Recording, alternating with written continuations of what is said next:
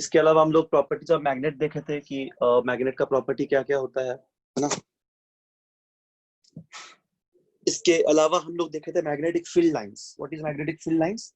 Magnetic field line एक imaginary lines of force है, या फिर मैग्नेटिक लाइन ऑफ फोर्स, या फिर फील्ड लाइंस एक इमेजिनरी लाइंस है जो डायरेक्शन ऑफ मैग्नेटिक फील्ड बताता है। यानी कि अगर उस लाइन पे हम लोग टेंजेंट ड्रॉ करेंगे किसी पॉइंट पे, तो हम लोग उस पॉइंट पे डायरेक्शन ऑफ मैग्नेटिक फील्ड मिलेगा। तो हम लोग फील्ड लाइंस का प्रॉपर्टी देख लिए थे कि फील्ड लाइंस क्या होता है, कि फील्ड लाइंस हमेशा कहाँ से ओरिजिनेट करता है, टर्मिनेट कैसे करता है, हम लोग प्रीवियस क्लास में ये सब देख चुके हैं। ठीक है, तो जैसे हम लोग बार मैग्नेट अगर बनाते हैं, अच्छा एक बात और बताए थे कि हम लोग आर्टिफिशियल मैग्नेट बनाते हैं, मतलब उसको मैनमेड मैग्नेट बोल रहे हैं। एक तो नेचुरल सोर्स ऑफ मैग्नेट हो गया Fe3O4, ठीक है। इसके अलावा हम लोग डिफरेंट पर्पस के लिए, एप्लीकेशंस पार्ट के लिए हम लोग कुछ आर्टिफिशियल मैग्नेट बनाते हैं, जैसे कि कंपास हो गया, मैग्नेटिक कंपास, मैग्नेटिक नीडल हो गया। ठीक है, ये सब इस तरह का मैग्नेट हम लोग बनाते हैं। इसके अलावा हॉट शू मैग्नेट, बार मैग्नेट। ठीक है, तो बार मैग्नेट क्या होता है? बार मैग्नेट एक सिंपली एक रेक्टेंगुलर बार टाइप का होता है। ठीक है, मैग्नेट मैग्नेट होता है, और वो एक बेसिकली परमानेंट मैग्नेट है। और उसका हम लोग मैग्नेटिक फील्ड लाइंस कैसे फाइंड किए थे? उसका मैग्नेटिक फील्ड लाइंस हम लोग एक्सपेरिमेंटल एक एक्सपेरिमेंट से फाइंड कर सकते हैं। जैसे कि नॉर्मल एक्सपेरिमेंट क्या था, अगर हम लोग किसी बार मैग्नेट को किसी टेबल पे फिक्स करते हैं सपोज, या कोई कार्डबोर्ड पे, उसके ऊपर हम लोग एक पेपर शीट को पेस्ट कर देते हैं, और कुछ आयरन फिलिंग्स को उसके ऊपर हम लोग जस्ट स्प्रिंकल कर दे रहे हैं। ठीक है, तो हम लोग देखेंगे कि जो आयरन फिलिंग्स, आयरन का डस्ट है, वो भी एक फील्ड लाइंस का मतलब शेप ले लेगा। ठीक है, तो इस तरह हम लोग मैग्नेटिक फील्ड लाइंस देख सकते हैं। तो हम लोग क्या देखे थे? बार मैग्नेट, देखो यहाँ पे डायग्राम एक बना रहे हैं। प्रीवियस क्लास में जो देखे थे क्या, कि एक अगर बार मैग्नेट हम लोग ऐसे लेंगे, ठीक है ना, एक अगर हम लोग सपोज कि ऐसा कोई मान लो, ऐसा कोई बार मैग्नेट लेते हैं। ठीक है, तो इस पे तुम्हें पता है कि दो पोल रहेगा हमेशा, नॉर्थ पोल, हमेशा दो पोल रहेगा ना बार मैग्नेट पे, एक तो नॉर्थ पोल और एक साउथ पोल। तो मान लो ये है हम लोग का नॉर्थ पोल और ये साउथ पोल है। ठीक है, तो ऐसा मैग्नेट दिखेगा, ठीक है, बार मैग्नेट। तो इसका एक फील्ड लाइंस बनता है। सभी को पता है फील्ड लाइंस कैसा बनेगा? बताओ, कहाँ से फील्ड लाइन ओरिजिनेट करेगा बोलो तो? सर नॉर्थ पोल से ओरिजिनेट नॉर्थ पोल करेगा, से। साउथ पोल में टर्मिनेट करेगा। Very good. तो ये इस तरह इसका मैग्नेटिक फील्ड लाइंस बनेगा, जैसे इसने बताया, नॉर्थ पोल से ओरिजिनेट करता है और साउथ पोल पे टर्मिनेट करता है। ऐसा कुछ इसका जो फील्ड लाइंस है, ये ब्रेक नहीं करेगा, it is a continuous curve. ठीक है, इस तरह इसका मैग्नेटिक फील्ड लाइंस बनेगा। रुको, इस पे दिखा नहीं रहा है, यहाँ पे लिखते हैं। ऐसा इसका कुछ मैग्नेटिक फील्ड लाइंस, रुको मतलब सभी को पता है कि नॉर्थ पोल से ओरिजिनेट करेगा और साउथ पोल पे टर्मिनेट करेगा। ठीक है, इस तरह इसका एक फील्ड लाइन बनेगा। मान लो बार मैग्नेट है, ठीक है, और फील्ड लाइंस कुछ ऐसा होगा, ऐसा कुछ फील्ड लाइंस बनेगा। ठीक है, इस तरह का बनता है, इस तरह का। और यहाँ पे क्या होता है? यहाँ पे नॉर्थ पोल है और यहाँ पे साउथ पोल है। ठीक है, तो नॉर्थ से साउथ तक में इस तरह फील्ड लाइंस बनेगा। नॉर्थ से ओरिजिनेट करता है, साउथ पे टर्मिनेट करता है। तो ऐसे फील्ड लाइंस बनेगा यहाँ पे इस तरह। ठीक है ना, ऐसा फील्ड लाइंस बनेगा, इस तरह का फील्ड लाइंस बनेगा, जिसको हम लोग प्रीवियस क्लास में इसका डायग्राम प्रॉपर्ली ड्रॉ किए थे और हम लोग ये सब चीज देख चुके हैं। तो ये होता है बार मैग्नेट का फील्ड लाइंस। तो यही मैग्नेटिक फील्ड लाइंस का कुछ प्रॉपर्टी होता है। क्या क्या प्रॉपर्टी होता है? जैसे मैग्नेटिक फील्ड लाइंस एक कंटिन्यूअस कर्व होता है। जैसे एग्जाम्स में तुमसे पूछा जाता है कि write down the properties of magnetic field lines. तो मैग्नेटिक फील्ड लाइंस का प्रॉपर्टी क्या क्या होगा? देखो, पहला प्रॉपर्टी होता है कि मैग्नेटिक फील्ड लाइन, ये हम लोग बार मैग्नेट का ड्रॉ किए हैं, ऐसा बहुत सारा मैग्नेटिक फील्ड लाइन ड्रॉ कर सकते हैं। जैसे अभी हम लोग देखेंगे आज किसी करंट कैरिंग स्ट्रेट कंडक्टर के मैग्नेटिक फील्ड कैसे बनेगा, ये सब आज देखेंगे। ठीक है, तो सुनो क्या बोल रहे थे। मैग्नेटिक फील्ड लाइंस कुछ प्रॉपर्टी का बात किए थे। पहला प्रॉपर्टी ये है कि मैग्नेटिक फील्ड लाइंस एक कंटिन्यूअस कर्व है, यानी इस पे कहीं पे भी कोई ब्रेक डाउन नहीं होता है, ये एक कंटिन्यूअस कर्व है। ठीक है, दूसरा प्रॉपर्टी ये है कि कभी भी मैग्नेटिक फील्ड लाइंस एक दूसरे के साथ इंटरसेक्ट नहीं कर सकता, क्योंकि मैग्नेटिक फील्ड लाइंस अगर एक दूसरे के साथ इंटरसेक्ट करेगा, मतलब if magnetic field lines are intersect each other, मतलब no two magnetic field lines are intersect each other, ठीक है, if they intersect each other then we get a direction of magnetic field, मतलब more than one direction of magnetic field single point, which is not possible. यानी अगर कोई दो magnetic field line से intersect कर लिया, मान लो ये एक फील्ड लाइन से और एक फील्ड लाइन से ऐसे इंटरसेक्ट कर लिया, तो देखो इंटरसेक्ट करेगा ना, तो इस पॉइंट पे हमको एक से ज्यादा मैग्नेटिक फील्ड का डायरेक्शन मिलेगा, क्योंकि हम लोग जानते हैं कि अगर इस सर कर्व इंटरसेक्ट करना फिजिकली पॉसिबल या नहीं है? इंटरसेक्ट करना पॉसिबल नहीं है, ठीक है। अच्छा no two magnetic field lines intersect each other, कभी भी दो मैग्नेटिक फील्ड लाइन इंटरसेक्ट नहीं करेगा। क्यों ओके नहीं सर। करेगा बता रहे, सुनो। क्योंकि मैग्नेटिक फील्ड लाइंस, मान लो देखो डायग्राम पे एक बना रहे हैं यहाँ पे, मैग्नेटिक फील्ड लाइन एक ऐसा कोई कर्व है, ठीक है, ये मान लो मैग्नेटिक फील्ड लाइन है, ठीक है। मान लो तुम एक टेंजेंट ड्रॉ करो इस पॉइंट पे, इस तरह तुमने जस्ट टेंजेंट ड्रॉ कर दिया, जैसे मान लो एक टेंजेंट को ड्रॉ करोगे, ठीक है, ऐसे एक टेंजेंट ड्रॉ कर लो, तो एक टेंजेंट तुमको इस पॉइंट पे एक मैग्नेटिक फील्ड का डायरेक्शन देगा। तो याद रखना कि magnetic tangent drawn at a point always give the direction of magnetic field at that point. मतलब किसी भी पॉइंट पे अगर हम लोग मैग्नेटिक फील्ड लाइंस के किसी भी पॉइंट पे अगर हम लोग टेंजेंट ड्रॉ करेंगे, तो उस पॉइंट पे हम लोग को मैग्नेटिक फील्ड का डायरेक्शन मिलेगा, ठीक। अच्छा, अब मान लो कि अगर दो मैग्नेटिक फील्ड लाइन से इंटरसेक्ट कर जाए इस तरह एक सिंगल पॉइंट पे, तो क्या हो जाएगा, कभी भी यहाँ पे हम लोग को एक टेंजेंट ऐसा मिलेगा, ठीक है, इस पे ड्रॉ करेंगे एक टेंजेंट ऐसे मिलेगा, तो एक सिंगल पॉइंट में देखो दो मैग्नेटिक फील्ड का डायरेक्शन मिल रहा है, जो कि पॉसिबल नहीं है, विच इज नॉट पॉसिबल। इसलिए हम लोग बोलते हैं two magnetic field lines are never intersect each other, ठीक है। तीसरा प्रॉपर्टी हम क्या बताए थे, उसका कुछ सवाल भी किए थे प्रीवियस क्लास में हम लोग। तीसरा प्रॉपर्टी ये बताए थे, एक बार नोट्स देख लेना प्रीवियस क्लास का, ठीक है, और थोड़ा वीडियो भी देख लेना अगर टाइम मिलेगा तो। तीसरा प्रॉपर्टी हम लोग ये देखे थे कि मैग्नेटिक फील्ड लाइंस अगर काफी क्लोज क्लोज है, मान लो ऐसा फील्ड लाइंस है, इंटरसेक्ट तो नहीं करेगा, मतलब ऐसा दिखा रहे हैं इस तरह, ऐसा दिखा रहे हैं, तो अगर ये क्लोजनेस होगा बहुत, तो यहाँ पे मैग्नेटिक फील्ड का स्ट्रेंथ जो है बहुत ज्यादा होगा, ठीक है। और अगर दूर दूर होगा, थोड़ा थोड़ा दूर होगा, मान लो इससे थोड़ा दूर है, सपोज कि ऐसा है, मान लो हाँ, एक यहाँ पे है, एक यहाँ पे है और एक यहाँ पे है, एक थोड़ा और दूर है, ऐसा कुछ है, तो इसमें मैग्नेटिक फील्ड का स्ट्रेंथ इसके कंपैरिजन में कम होगा। मतलब closest the magnetic field lines higher the intensity of magnetic field, ठीक है। जितना क्लोजनेस कम उतना मैग्नेटिक फील्ड का स्ट्रेंथ भी कम, ये बात हम लोग कर चुके थे पहले भी, ठीक है। इसके अलावा हम लोग देखे थे कि मैग्नेटिक फील्ड का प्रॉपर्टी वगैरह, मैग्नेटिक फील्ड क्या होता है वो देखे थे कि मैग्नेट के अराउंड का जो स्पेस होता है, ठीक है, मतलब कोई भी मैग्नेट अपने अराउंड एक स्पेस बनाता है, एक फील्ड बनाता है, उसी को हम लोग बोलते हैं मैग्नेटिक फील्ड। कैसे पता करेंगे मैग्नेटिक फील्ड कहाँ तक बना, इसको पता करने के लिए हम लोग जब भी उस फील्ड में, मान लो एक मैग्नेट रख दिया, ऐसे एक मैग्नेट ऐसे रख दिया, ठीक है, ऐसे मैग्नेट रख दिए, ये अपना चारों तरफ एक ऐसा फील्ड बना लिया, इस तरह फील्ड बना लिया, तो कैसा पता चलेगा फील्ड कहाँ तक बना है। इसको टेस्ट करने के लिए किसी दूसरे मैग्नेट को अगर हम लोग यहाँ पे ले आए इस फील्ड के अंदर, तो आपस में एक इंट्रैक्शन फोर्स का पता चलेगा। सो इसी इंट्रैक्शन फोर्स को हम लोग बोलते हैं मैग्नेटिक फोर्स। तो यहाँ पे रखने का फोर्स पता नहीं चल रहा है, बट जैसे इसके अंदर लेके आए तो एक इंट्रैक्शन फोर्स का पता चल जा रहा है, तो इसी फील्ड को हम लोग बोलते हैं magnetic field. The space around the magnet where the interaction can be felt is called magnetic field, ठीक है। तो ये प्रॉपर्ली डेफिनेशन वगैरह हम दिखा दिए थे पिछले क्लास में।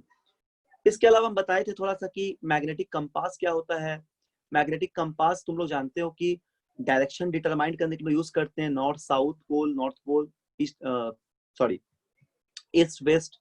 इसके अलावा हम लोग नॉर्थ साउथ का डायरेक्शन देखने के लिए मैग्नेटिक फील्ड का यूज करते हैं। तो अर्थ भी एक मैग्नेट की तरह बिहेव करता है, इसीलिए हम लोग कंपास का यूज करते हैं। तो कंपास हम लोग को क्या बताता है, कंपास में भी एक मैग्नेट लगा रहता है, ठीक है, और वो डिफ्लेक्ट करता है, तो डिफ्लेक्शन से हम लोग को डायरेक्शन पता चलता है।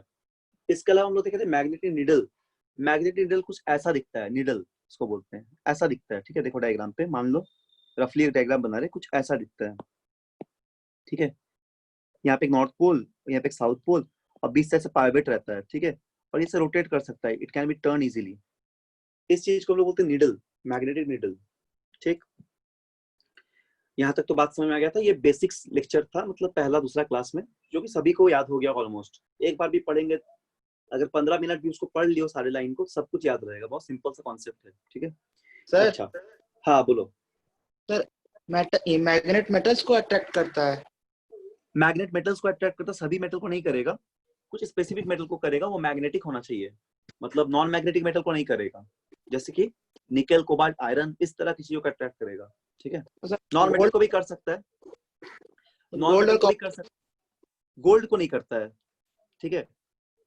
और नॉन मेटल को भी कर सकता है, अगर वो नॉन मेटल मैग्नेटिक प्रॉपर्टी को शो करेगा तो नॉन मेटल को भी अट्रैक्ट कर सकता है। मतलब इसको हम लोग जनरल डिवाइड करते हैं 3 कैटेगरी में, ferromagnetic, paramagnetic and diamagnetic material. तो अगर कोई मटेरियल फेरोमैग्नेटिक के अंदर आएगा तो उसको आसानी से वो अट्रैक्ट कर सकता है, ठीक है। मतलब उसमें अगर मैग्नेटिक प्रॉपर्टी रहेगा खुद का, मतलब वो मैग्नेटिक प्रॉपर्टी या मैग्नेटाइज हो सकता है आसानी से। जैसे कि मान लो एग्जांपल के लिए, तुम ऐसा शायद फील किए हो, हम लोग पेपर पिन लेते हैं, ऐसा डब्बा रहता है पेपर पिन का, ऐसा उसमें बहुत सारा छोटा छोटा पेपर पिन रहता है, ठीक है। तुम एक मैग्नेट को अगर इसके साथ कुछ देर तक रख दोगे पेपर पिन के डब्बे में, और फिर तुम हटाओगे ना, तो देखना सारा पेपर पिन मैग्नेट की तरह बिहेव करेगा। ये भी एक मैग्नेट जैसा बिहेव करने लगेगा, ठीक है। कुछ देर के बाद, कुछ देर तक ही मैग्नेट की तरह बिहेव करेगा।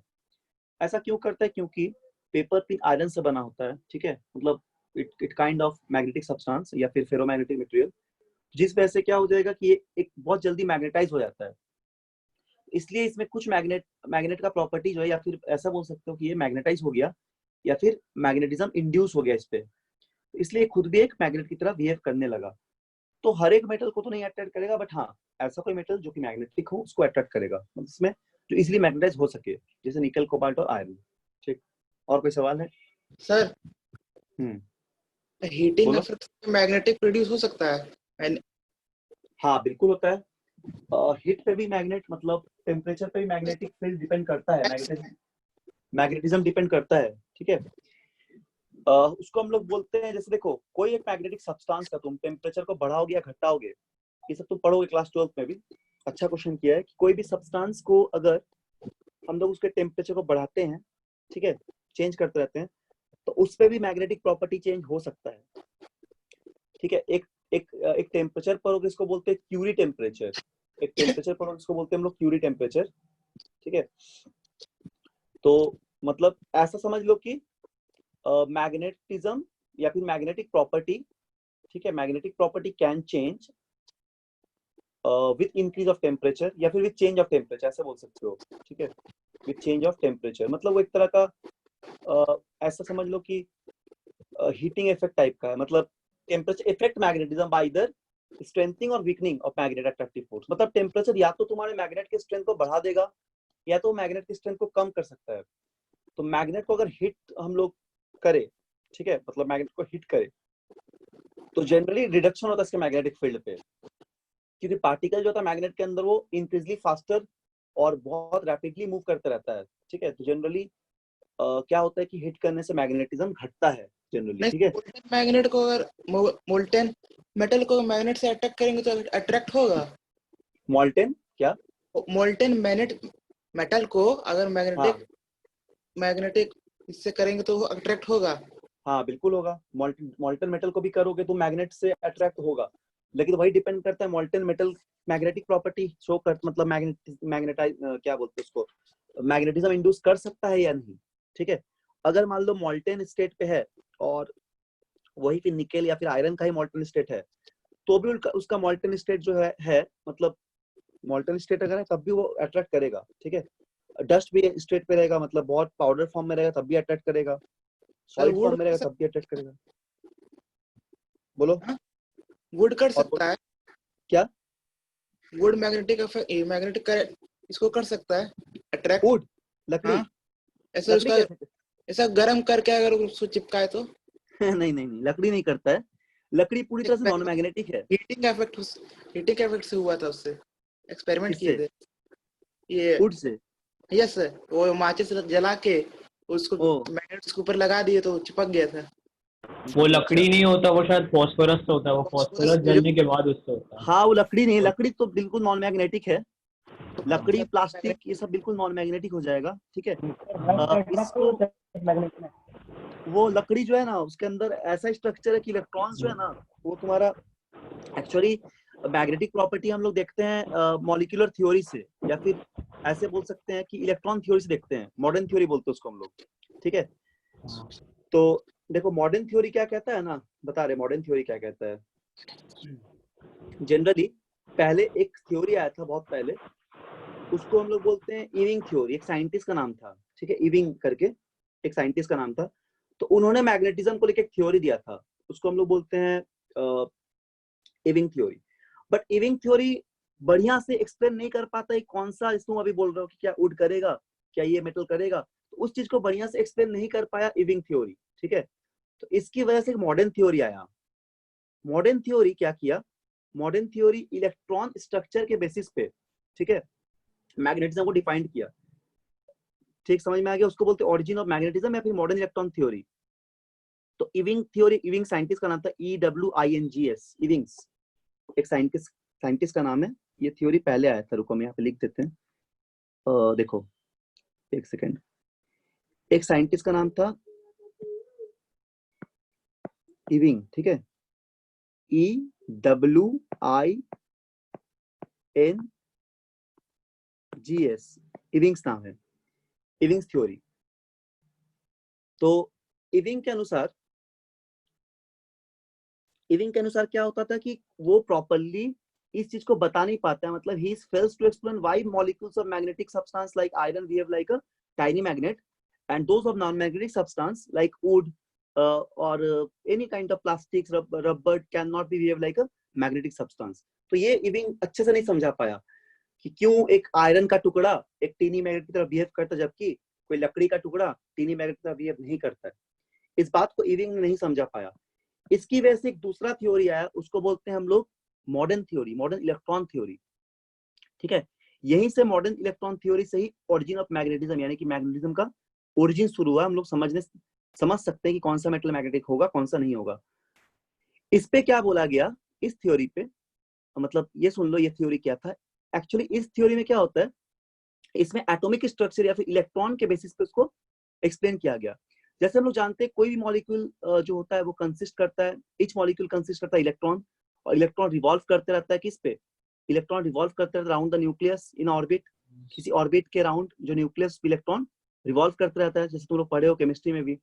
तो इलेक्ट्रॉन रिवॉल्व करते करते आपस में रोटेट भी करता है अपने एक्सिस के लोग, मतलब ये इस तरह, मान लो इलेक्ट्रॉन है, यहाँ पे देखो बना रहे हैं छोटा सा, जैसे मान लो इलेक्ट्रॉन है तो ये ऐसे रोटेट भी करेगा, है ना। ये मान लो एक सर्कल के फॉर्म में इलेक्ट्रॉन बना छोटा सा, देखो ऐसे मान लो, एक सेकंड रुको, थोड़ा ऊपर चला गया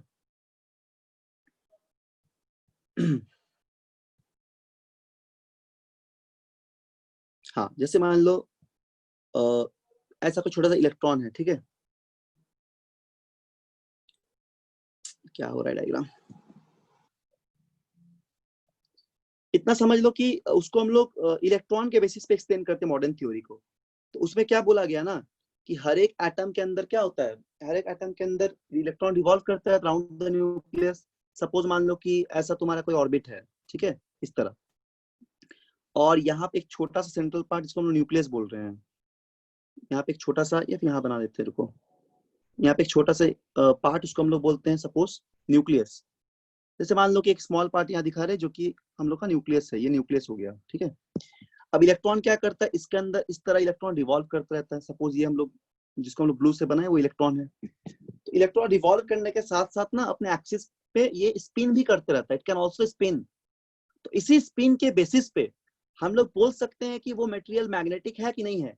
जैसे मान लो आयरन लाइक सब्सटेंस, उस पे नेट मैग्नेटिक मोमेंट जो होता है सब्सटेंस का वो 0 नहीं होता है। नेट मैग्नेटिक मोमेंट कैसे निकल आता है, स्पिन को देखते हुए, स्पिन यहाँ पे स्पिन भी करते रहता है। ये काफी हाई थ्योरी है जिसको इस क्लास में नहीं हम लोग पढ़ते, जनरली आगे भी नहीं पढ़ते, बट हम थोड़ा बता दे रहे हैं। तो स्पिन्स को देखते हुए हम लोग इस चीज को एक्सप्लेन करते हैं। सभी को आवाज आ रहा है ना? Yes sir. ठीक है। स्पिन्स रिवॉल्व करता है इलेक्ट्रॉन, इलेक्ट्रॉन अपने एक्सिस पे स्पिन भी करता है। इसी स्पिन को देखते हुए हम लोग बोलते हैं कि उस मटेरियल का मैग्नेटिक मोमेंट 0 है या नहीं है। तो जनरली अगर नेट मैग्नेटिक मोमेंट 0 नहीं होगा तो वो मैग्नेटिक मटेरियल होगा, मतलब आयरन लाइक सब्सटेंस। और अगर नेट मैग्नेटिक मोमेंट 0 होगा, जैसे कि वो डिपेंड करता है एटॉमिक स्ट्रक्चर पे, जैसे लकड़ी का, वुड का, तो इसका नेट मैग्नेटिक मोमेंट 0 आता है, इसलिए वो नॉन मैग्नेटिक होता है, ठीक है। तो इसी तरह उसको एक्सप्लेन किया गया। अब जो भी मेटल मैग्नेटिक होगा उसपे नेट मैग्नेटिक मोमेंट कभी भी 0 नहीं होगा, और जो भी मेटल मैग्नेटिक नहीं होगा उस पे नेट मैग्नेटिक मोमेंट हमेशा 0 होगा, ठीक है। तो ये तब था विंग थ्योरी। अच्छा, तो यहाँ तक हम लोग डिस्कस कर लिए थे। अच्छा, इसके बाद और एक चीज बताए थे, देखो जल्दी से, सब लोग जिनका क्लास छूटा हुआ था, यहाँ हम थोड़ा लिख देते हैं, ठीक है। और एक चीज क्या बताए थे, सुनो। इसके बाद हम लोग एक चीज ये बताए थे कि पिछले क्लास में हम लोग बोले थे ओस्टेड का एक्सपेरिमेंट। ओस्टेड एक फिजिसिस्ट थे, ठीक है, और मतलब वो प्रोफेसर थे, और अपने कॉलेज में वो लेक्चर दे रहे थे बच्चों को, मतलब स्टूडेंट्स को, ठीक है। तो एक्सीडेंटली उन्होंने एक चीज को प्रूफ किया। क्या प्रूफ किया, देखो बता रहे हैं। प्रूफ ये किया कि कोई भी करंट कैरिंग वायर एक मैग्नेट की तरह बिहेव करता है। Any current carrying loop can behave like a magnet, ठीक है। Any current carrying loop can behave like a magnet. तो उसको समझने के लिए एक छोटा सा एक्सपेरिमेंट किया गया। जैसे मान लो इस तरह के तार लिया गया, वायर लूप, और यहाँ पे एक ऐसा सपोज कुछ बैटरी लगा दिए, या फिर यहाँ पे ऐसे बैटरी लगा दिए, ठीक है। यहाँ पे बैटरी लगा दे एक तो ऐसे, ठीक। एक रफ डायग्राम ऐसे बना रहे हैं समझने के लिए, नेगेटिव पॉजिटिव, ठीक है। और यहाँ पे एक हम लोग सपोज एक स्विच लगा दिए ऐसे, यहाँ पे हम लोग एक स्विच लगा दे रहे हैं, ठीक है। हम लोग ऐसे यहाँ पे एक स्विच लगा दे रहे हैं।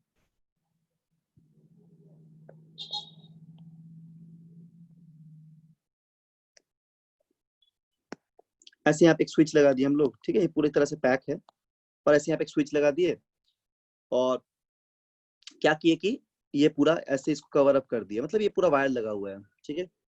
एक एमीटर लगा सकते हैं। अब क्या होगा, इससे करंट फ्लो करेगा, इस सिस्टम से, इस तार से, कंडक्टर से करंट फ्लो करेगा इस तरह। अब देखा गया, जैसे इसके पास हम लोग नीडल को ले आए, एक मैग्नेटिक नीडल को, इसके पास में पैरेलली एक मैग्नेटिक नीडल को रख दिया गया, नॉर्थ पोल साउथ पोल, तो ये डिफ्लेक्ट करना शुरू किया, ठीक है। ये डिफ्लेक्ट करना स्टार्ट किया।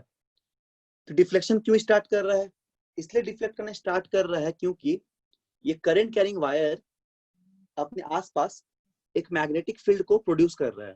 ये करंट कैरिंग वायर अपने आसपास एक मैग्नेटिक फील्ड को प्रोड्यूस कर रहा है, ठीक है।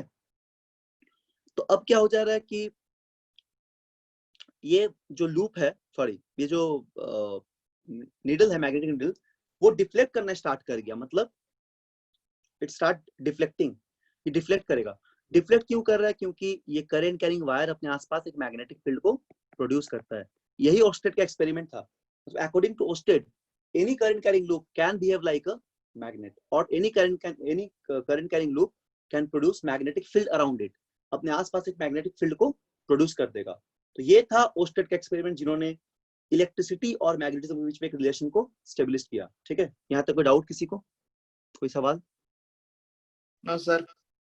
ठीक है, तो देखो अब इसी में हम आगे बता रहे हैं आज। ये सब हम पिछले क्लास में पढ़ चुके हैं। थोड़ा सा घर में अगर नोट्स देखोगे तो सब कुछ समझ में आ जाएगा। बहुत सिंपल है, ऐसा कुछ नहीं है, ठीक है। और सब कुछ लिखा दिए हैं या फिर नोट्स हम दे दिए हैं, उसको एक बार पढ़ लेना बस घर में सभी लोग, ठीक है। देखो, तो आज हम लोग यहाँ से शुरू करते हैं। एम्पियर राइट हैंड रूल पिछले क्लास में बताए थे, थोड़ा इसको भी हम बता देते हैं, फिर स्टार्ट करेंगे हम लोग। Magnetic field due to current carrying wire, ठीक है। Magnetic field due to current carrying wire,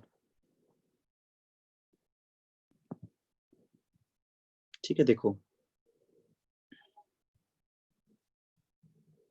sir, magnetic, हाँ बोलो। सर ये इससे पहले जो पढ़ाए थे, क्या इसका ये आता है लिखने के लिए एक्सपेरिमेंट? एक्सपेरिमेंट ओस्टेड का आता है, स्टेट का आता है लिखने, एग्जाम में आ सकता है। हम दिए हैं उसके एक्सपेरिमेंट, बता दिए हैं, ठीक है। उसको हम डिटेल्स में नोट्स दे दिए थे और डायग्राम भी बना दिए थे। तो बहुत सिंपल था, एक वायर लेना है, इस तरह लिखा है, टेक अ वायर। पिछले क्लास में कोई बच्चा एक्सप्लेन नहीं किया था, उसको याद हो गया था, ठीक है। उसको बस क्या करना है, take a conducting wire and उससे एक बैटरी कनेक्ट करना है, ठीक है। और एक मैग्नेटिक नीडल को रखना है सामने, जब भी बैटरी मतलब करंट पास करेगा वायर से, वो निडल पे डिफ्लेक्शन हो जाएगा। तो डिफ्लेक्शन क्यों हो रहा है? क्योंकि वो वायर जो है अपने आसपास मैग्नेटिक फील्ड प्रोड्यूस करता है, इसी मैग्नेटिक फील्ड के इंटरेक्शन की वजह से जो मैग्नेटिक निडल है वो डिफ्लेक्ट करना शुरू करता है। यही तो ओस्टेड का एक्सपेरिमेंट था, ठीक है। हाँ बोलो। अगर ये कंपास को जितना दूर ले जाएंगे तो मैग्नेटिक इफेक्ट घटता जाएगा। हाँ घटता जाएगा, बिल्कुल। एक सर्टेन डिस्टेंस तक ही वो अपना फील्ड बनाएगा। तुम उस फील्ड से दूर ले जाओगे तो डिफ्लेक्शन पता ही नहीं चलेगा तुमको, ठीक है। तो वही तो मैग्नेटिक फील्ड है, उसको उस फील्ड पे रखना पड़ेगा। ठीक, सही बोल रहे हो। दूर लेके जाएंगे तो डिफ्लेक्शन नहीं पता चलेगा, मतलब उसके पास ही रखना पड़ेगा, या जहां तक वो फील्ड बनाएगा वहीं तक रखना पड़ेगा, तभी पता चलेगा। ये नहीं कि मतलब इनफाइनाइट पे रख दिए, या फिर कहीं पे हम लोग रखे हैं तार को, उससे 2 किलोमीटर दूर रख दिया, ऐसे तब पता नहीं चलेगा, ठीक है। एक सर्टेन डिस्टेंस तक ही फील्ड होगा, मतलब बहुत सामने तक, नजदीक तक। उसके आगे ले जाएंगे तो पता नहीं चलेगा। देखो, ओस्टेड के एक्सपेरिमेंट के बाद अब हम लोग को काम है डायरेक्शन फाइंड करना।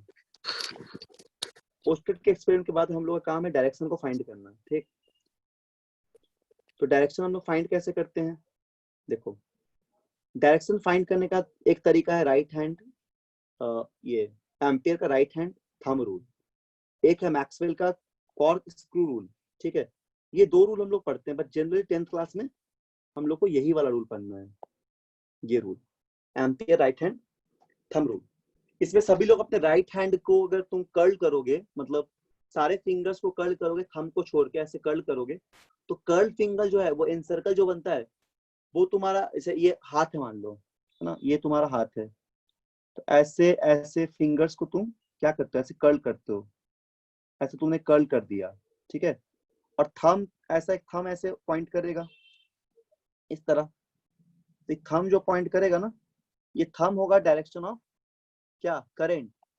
और जो एनसर्कल्स है, ये एनसर्कल बताएगा मैग्नेटिक फील्ड का डायरेक्शन, ठीक है। मतलब अगर हम लोग हाथ पे से कर्ल करते हैं तो encircles gives the direction of magnetic field and the thumb will give the direction of current. इसी को बोला था राइट हैंड थंब रूल। तो देखो, सब लोग करके अपने हाथ पे से कर्ल करोगे, और फिंगर जो थंब दिख रहा है तुमको, यानी थंब एक स्ट्रेट कंडक्टर है जो कि जिससे करंट पास कर रहा है, और अपने आसपास कैसा मैग्नेटिक फील्ड बनाएगा, एक सर्कुलर मैग्नेटिक फील्ड बनाएगा, रिंग टाइप का बनाएगा, कंसेंट्रिक रिंग्स। मतलब मान लो कि तार अगर ऐसा जा रहा है, ठीक है, तार अगर ऐसा जा रहा है, तो इस तरह अपने आसपास ये मैग्नेटिक फील्ड को ऐसे बनाएगा, इस तरह बनाएगा, ऐसा मैग्नेटिक फील्ड बना देगा, ठीक है, इस तरह बनाएगा आसपास। हाँ बोलो। सर अगर ये हैंड को अगर अपवर्ड रखेंगे तो करंट कैसे जाएगा?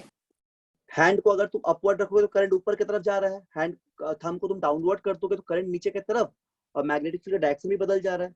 जैसे देखो, तुमने एक बार ऐसा रखा, मान लो तुमने एक बार हैंड को ऐसा रखा इस तरह, ठीक है, तो ऐसे रखोगे तो ये तुम्हारा एनसर्कल्स होगा, ये मैग्नेटिक फील्ड देगा, ऐसे बनेगा, ठीक है। मतलब देख लो करके, क्लॉकवाइज बनता है, sorry anti clockwise, anti clockwise बन रहा है।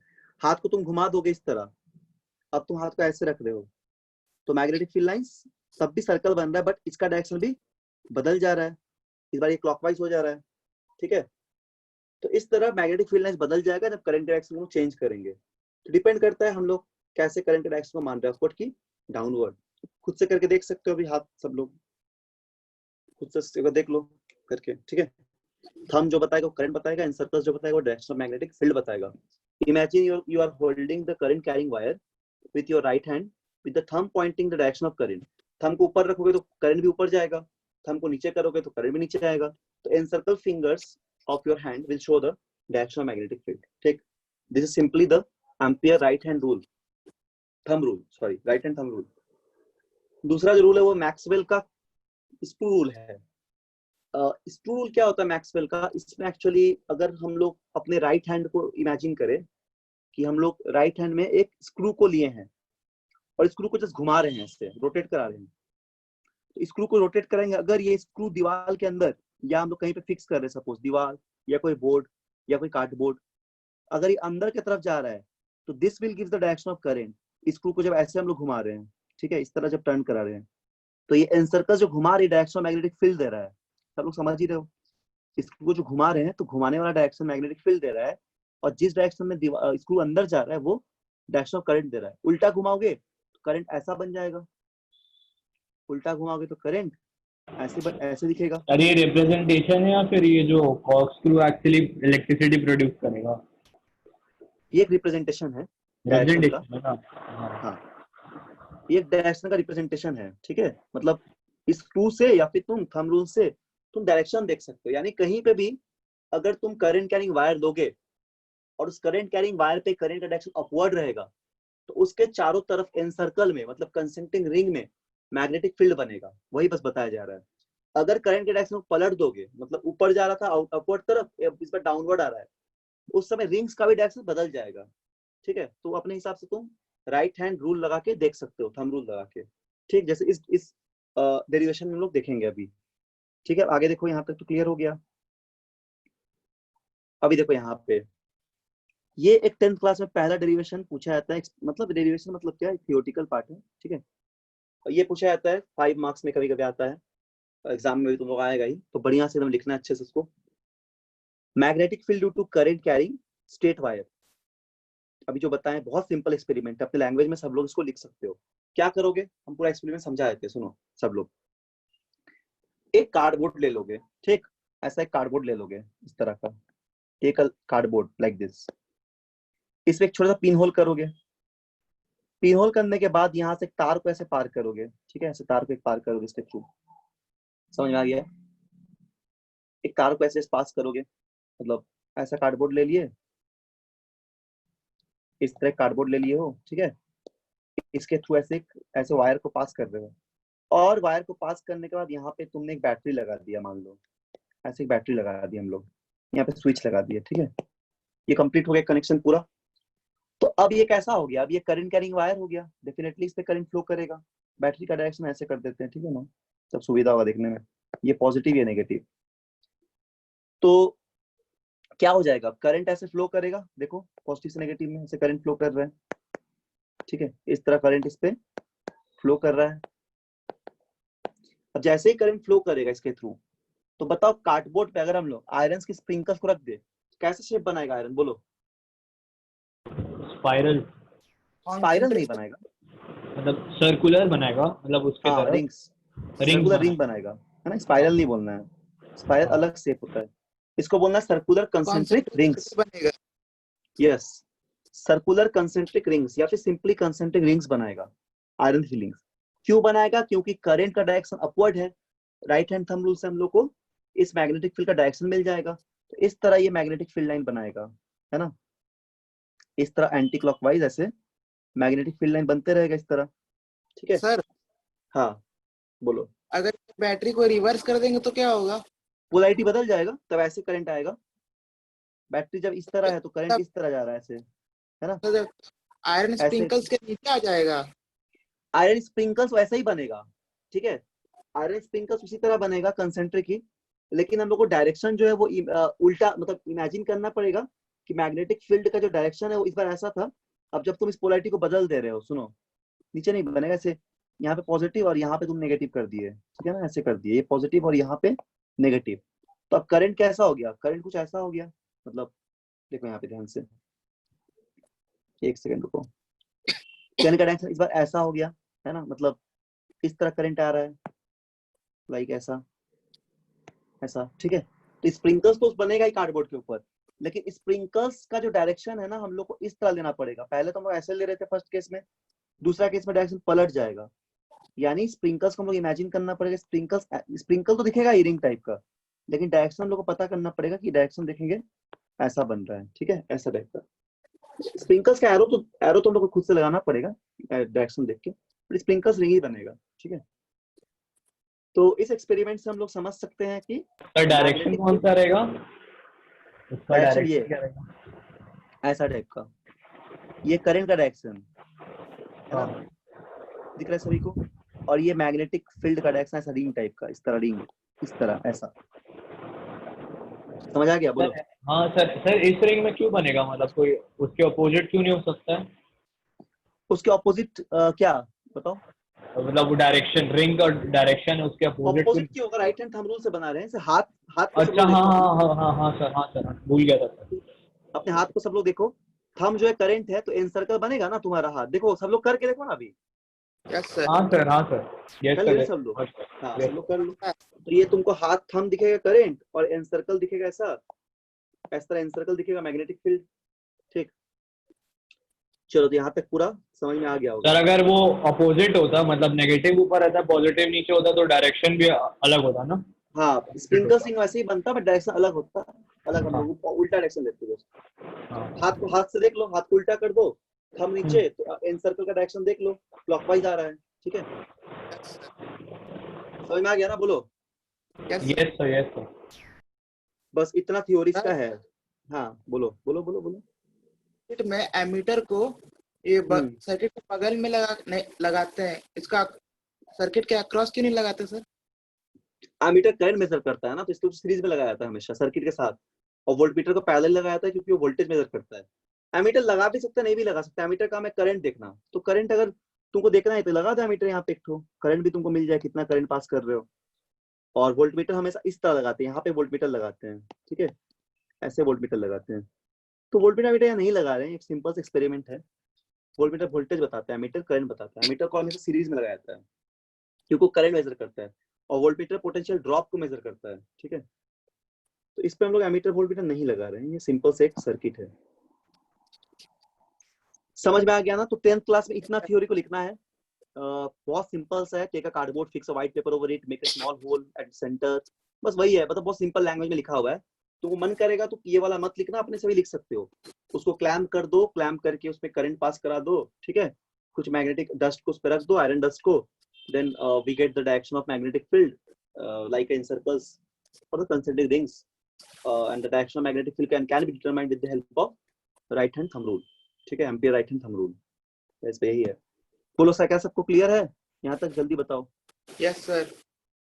ओके, ठीक है, हम लोग आगे देखते हैं। तो ये इसका थोड़ा सा न्यूमेरिकल एक्सप्रेशन है, एनसीईआरटी में नहीं मिलेगा न्यूमेरिकल एक्सप्रेशन, बट हम बताए थे ताकि तुम लोग अच्छे थोड़ा एग्जाम्स में या फिर इसको तुम समझ सको, इसलिए हम बता दे रहे हैं। ठीक है, इतना भी लिखोगे तो चलेगा, एनसीईआरटी में इतना ही है, बट ये भी लिखना तुम लोग जरूर। ठीक है, इसको भी सर समझ लो। हाँ बोलो बोलो। मैग्नेटिक अफेक्ट का जो ये फॉर्मूला है समझ में नहीं आया तो। कौन सा फॉर्मूला?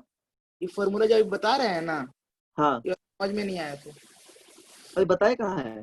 नहीं, स्कूल में बताया गया था तो समझ में नहीं आया था सर। अच्छा, स्कूल में बताया गया, हम तो बता दे रहे हैं, देखो पूरा समझ जाओगे। ठीक है, हम बता देंगे, देखो ना अभी सब समझ जाओगे। स्कूल में नहीं समझ में आया? अच्छा कोई बात नहीं, अभी हम बता दे रहे हैं। देखो सुनो क्या होता है।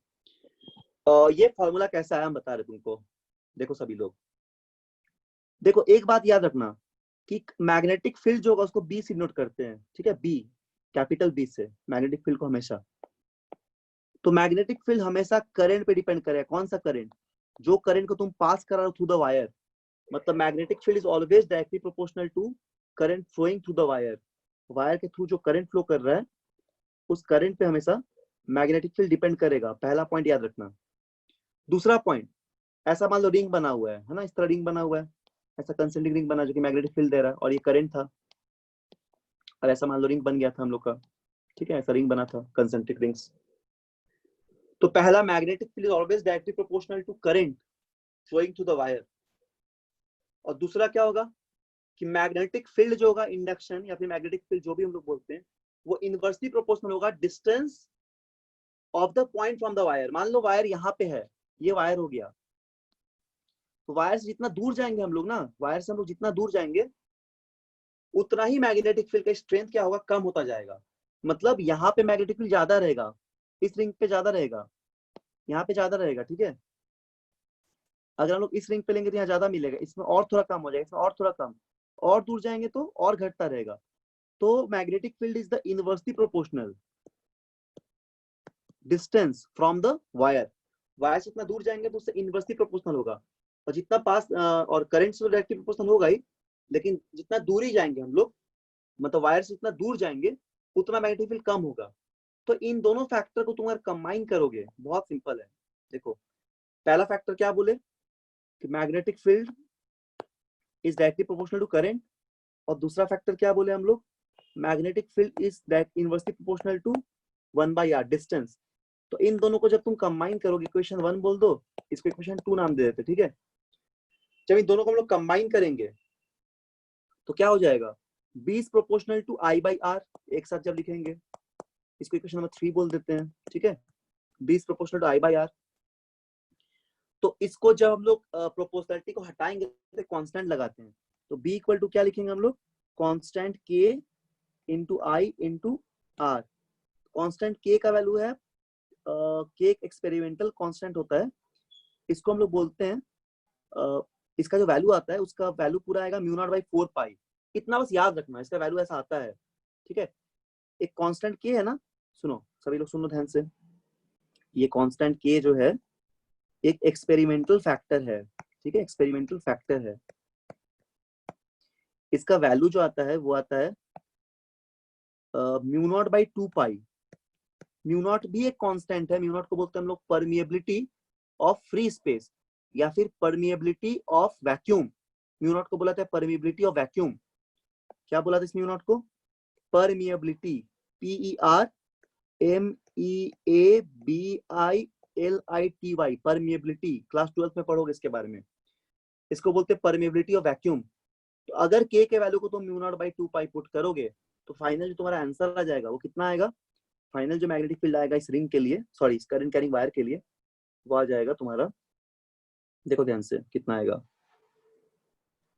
उसका वैल्यू आ जाएगा हम लोग का, हाँ देखो ये B equal to KI by R था, है ना, और K का वैल्यू क्या रख देंगे हम लोग, mu naught by 2 pi I by R। यही होता है magnetic field due to straight conductor. ये फॉर्मूला तो ऐसे इससे न्यूमेरिकल नहीं देगा क्लास 10th लेवल पे, बट कभी एग्जाम में लिखने के लिए आएगा तो इतना लिखोगे तो बहुत अच्छा मार्क्स मिलेगा, मतलब टीचर को लगेगा हाँ इसको जानकारी है। तो बहुत बच्चे बस एक्सपेरिमेंट लिख के छोड़ देते हैं। हाँ बोलो बोलो। सर म्यू नॉट से छोड़ के ऊपर का समझ में नहीं आया था। म्यू नॉट से छोड़ के ऊपर समझ में नहीं आया, ठीक है। सर। देखो फिर से देखो, यहाँ हम यहाँ अच्छे से लिख देते एक बार, ठीक है। देखो सब लोग देखो, ये दो बात तो याद रख सकोगे ना कि मैग्नेटिक फील्ड जो होगा वो डिपेंड करेगा कितना करंट है, बोलो इसको याद रख पाओगे। Yes sir. मैग्नेटिक फील्ड हमेशा डिपेंड करेगा current flowing through the wire, कितना वायर से करंट जा रहा था। सब लोग क्लियर है ये बात, बोलो। Yes sir. दूसरा ये याद रखना कि मैग्नेटिक फील्ड हमेशा इनवर्सली प्रोपोर्शनल होगा जितना हम लोग वायर से दूर जा रहे हैं, ये बात भी सबको याद रहेगा, बोलो। Yes sir. तो अब इन दोनों को कंबाइन कर दोगे और क्या करोगे, इसको जब कंबाइन करोगे तुम तो ये आएगा R बाई, सॉरी रुको इसको ठीक से लिख देते हैं। इसको जब कंबाइन करोगे, ठीक है, इसको जब कंबाइन कर दोगे तो B इक्वल टू हो जाएगा, B इज प्रोपोर्शनल होगा I बाई R। पूरा B कैसे प्रोपोर्शनल I बाई R का, और B इक्वल टू क्या लिख दे रहे हो, K I बाई R लिख रहे हो, ठीक है। K कोई कांस्टेंट है, बस दोनों को इक्वल करके कांस्टेंट मतलब दोनों I बाई R लिख दिए प्रोपोर्शनलिटी, और इसको हटाने के लिए प्रोपोर्शनलिटी को K बाई K लिख दिए।